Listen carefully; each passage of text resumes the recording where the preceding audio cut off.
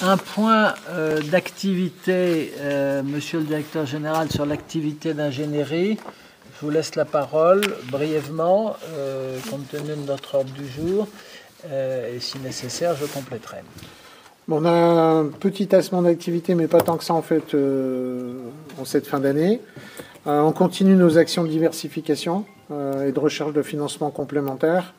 Bon, on vous en reparlera un peu plus en détail en fin d'année, mais on va certainement signer une convention avec l'Agence de l'eau qui a un nouveau règlement, et notamment sur un financement qu'on globaliserait pour un ensemble de communes pour des dispositifs de réduction des consommations et de recyclage des eaux qui sont utilisées dans les bâtiments, pour faire de l'arrosage, pour faire du curage, pour différentes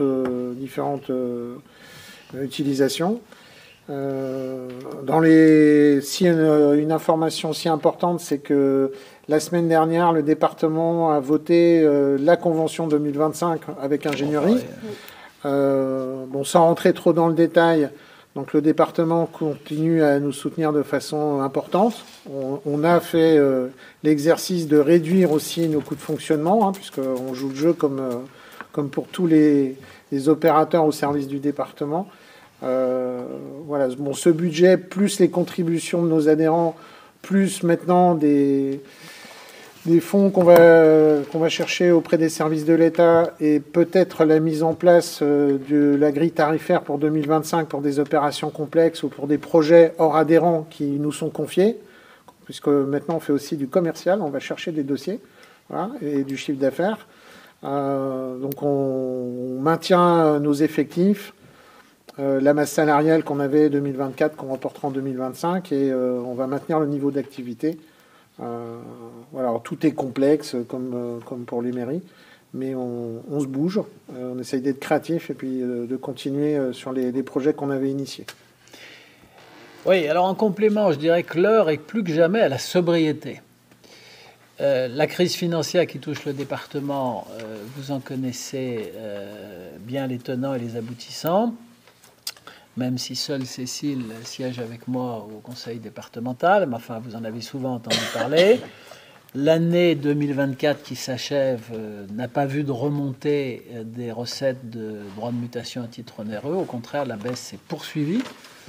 Je n'ai pas les dernières statistiques sur le dernier trimestre, mais fin août, la baisse était encore de 27%, après une baisse de 30% en 2023. Donc, en l'espace de 2 ans, nos recettes... Bonjour, Josette. Merci beaucoup de ta présence. Désolée d'arriver en retard. Mais je t'en prie. Bonjour. On est dans les propos liminaires. Oui, donc, en l'espace de 2 ans, nos recettes de droits de mutation à titre onéreux ont fondu de 50%.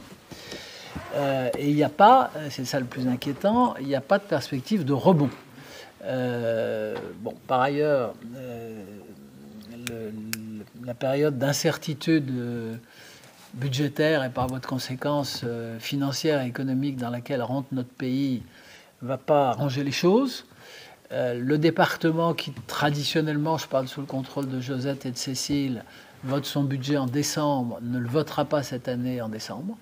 Nous ne siégerons d'ailleurs ni en janvier ni en février. Nous siégerons en mars pour le débat d'orientation budgétaire et en avril pour adopter notre budget, ce qui, vous le savez, est permis par la loi et utilisé peut-être par certains d'entre vous en tant que maire. Enfin, donc ça sera plus tardif que d'habitude, ce qui veut dire que le détail de la programmation et le détail des financements que le département est susceptible d'apporter au bloc rural ne sera pas connu de manière précise et définitive avant le mois d'avril. On sait déjà qu'en matière de voirie, nous aurons une deuxième année blanche sur le triennal. Donc il n'y aura pas d'opération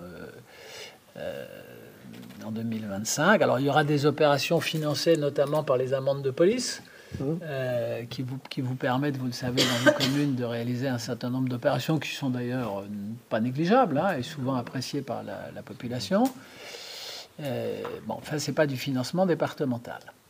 Et en ce qui concerne les contrats ruraux, le président Bélier est décidé, bien sûr, à maintenir la politique des contrats ruraux, mais il m'a demandé d'être très prudent sur le renouvellement en 2025 du dispositif des contrats Yvelines Plus, parce que on va voir à quelle sauce l'État va manger, entre guillemets, les départements à la fin de l'année.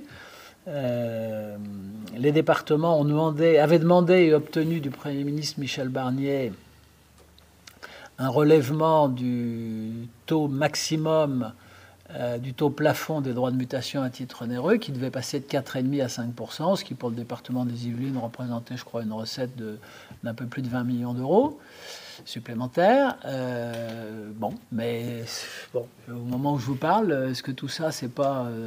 il y avait un engagement fort de Michel Barnier, qui l'avait pris devant l'Assemblée des départements de France, mais est-ce que tout ça sera confirmé dans le contexte que vous connaissez aussi bien que moi? Nous n'en sommes pas certains. Voilà sur la situation financière et sur ses conséquences pour Ingénierie. Nous avons fait un effort significatif de réduction de la masse salariale, puisqu'on avait atteint un effectif de 32 agents au milieu de l'année 2023, pour faire court, et on est redescendu, on est combien? 25 maintenant. Donc vous voyez l'effort qu'on a fait. Moi-même, mon prédécesseur avait 2 collaboratrices, je ne les ai pas remplacées.